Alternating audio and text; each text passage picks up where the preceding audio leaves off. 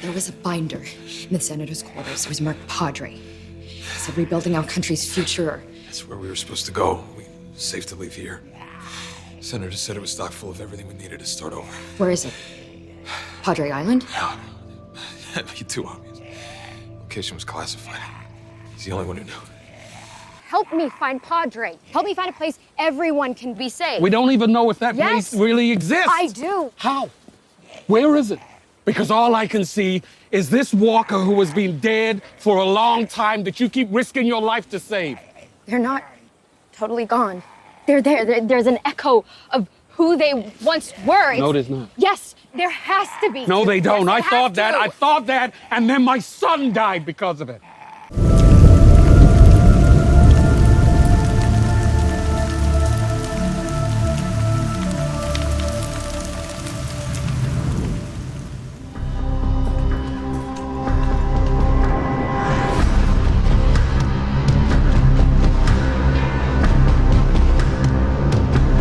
Welcome to NocBro Nation. Welcome back, guys. Jarrell here. And I'm Josh, and today we're here to talk about Alicia and Fear the Walking Dead and her evidence and the truth of, what do we say? It's called the Echoes Theory. Echoes Theory, yes. Yeah. So it's for what we got in the season finale, or the mid-season finale of Fear the Walking Dead is Alicia.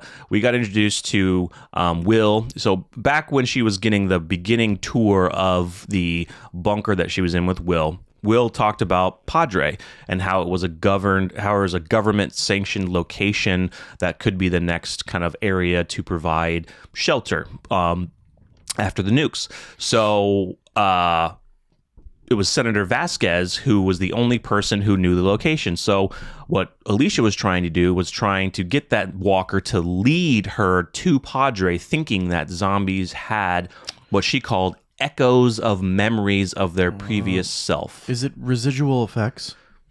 I don't know. Am I saying is that? I don't know if that's right. But anyway, do they have some type of memory of their past? Mm-hmm. And there is evidence of this throughout The Walking Dead, and we're here to go over some of those. Yeah. So, because when we watched that episode, our reaction was like, "Seriously, you're letting a walker? Like, you really think that walker remembers?" Right? Yeah, we thought it was bullshit. We thought it was full bullshit, full on bullshit.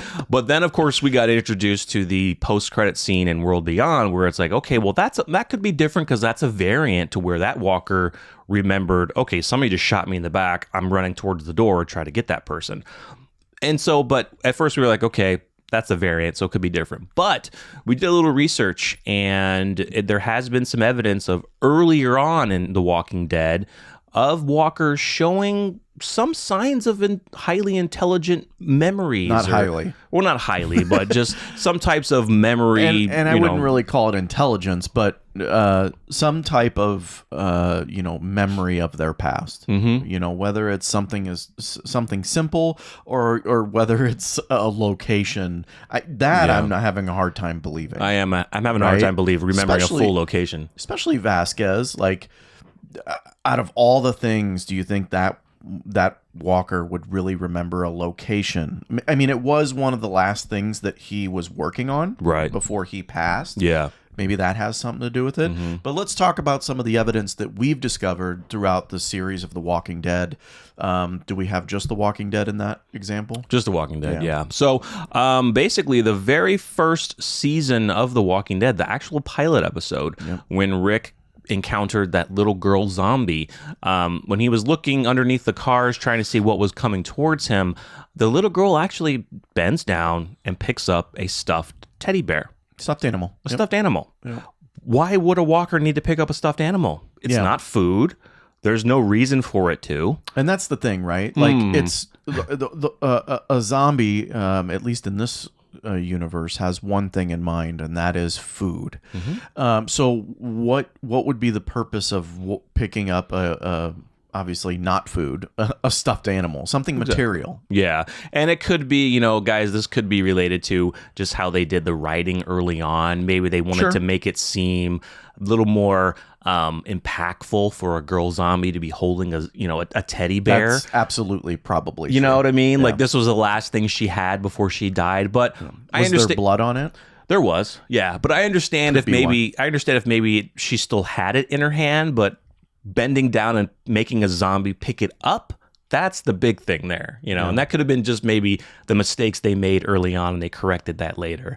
The next one was when Morgan was locked in the house and he saw his undead wife.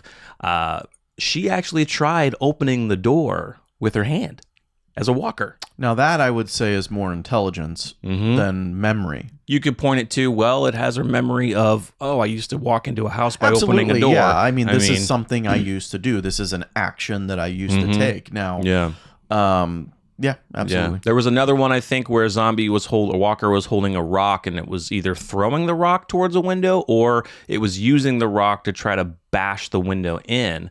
And it was just interesting because, the Morgan's wife was trying to unlock the door while the other zombies around her were just doing the normal banging on the windows and the doors. I mean, it's, to have a walker lift up and, turn the handle, kind of like a freaking velociraptor in Jurassic Park was being able to turn the handle.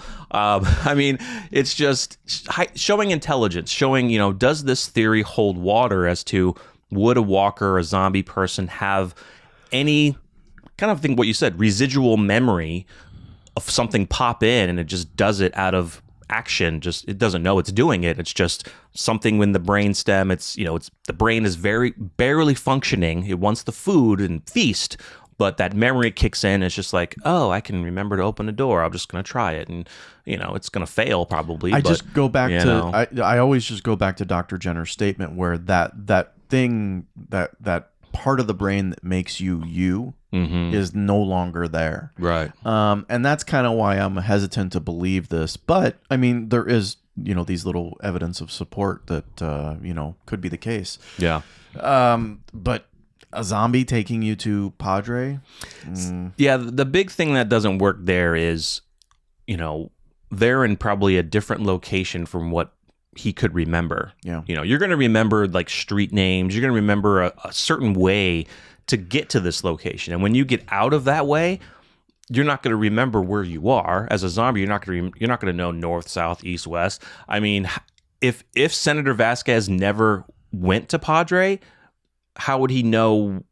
He may know the location of where it is, but just from him looking at maps and things like that. But if he never went there, I could see maybe a zombie who can like smell something that could take you in the right direction, but what would be there to smell? But that would be more of a memory then. Exactly. But here's another thing too, and this is why I really don't believe the Vasquez thing, is because I think I do believe echoes, but I don't necessarily believe the Vasquez use case. And here's the deal: like, we've seen this. I don't know how many, probably over at least 100 times, right? Sound attracts walkers. So Vasquez walking, 30 miles to Padre is going to get distracted at some point from some sound, right? Or other walkers even. So that's why I don't necessarily believe the Vasquez point of this. Yeah, I think it kind of holds truth, so to speak. I mean, but we're kind of looking at the early seasons of The Walking Dead to where, they were making specific writing choices and they may have changed those choices after like the first season or two. Like, okay, yeah, we can't have zombies running, because there were a few that were running. We've seen it in the early episodes, like walking really fast.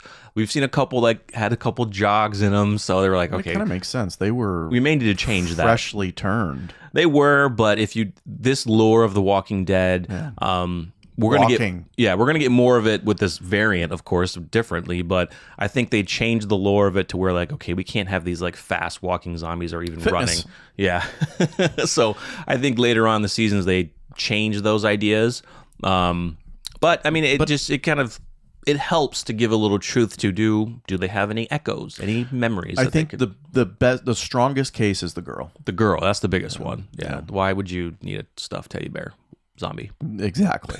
Because you're just gonna go, especially when someone's standing right in front of you. That's a meal. I believe Rick was, and she was still holding it, I think. Yeah. Or did she drop it once she saw Rick? No, once she picked. So like he was looking under the car, and she picked it up. Then he stood up and went around because he's like, oh, it's a little girl. So then and then she was actually walking away. She was. And then he said, turned. Little girl, and Rick saw her. Then she started running in a way, kind of like dragging her feet towards him, but she still had the teddy bear in her hand. Yeah. Yeah. So, and then he shot her. That's and, the strongest case of echoes right there. Yeah, big guy, big time guy. So yeah, let us know what you think. Do you think they'll expand upon this more, or do you think we'll probably see a lot more of it with the zombie variant, to see these highly intelligent zombies over in Europe or over anywhere overseas, wherever this variant is? I think we need a definite spin-off on that. So let us know what you think in the comments. Make sure you like, subscribe, and stay tuned for more. I'm Jarrell. I'm Josh. We're NocBro Nation. We're out.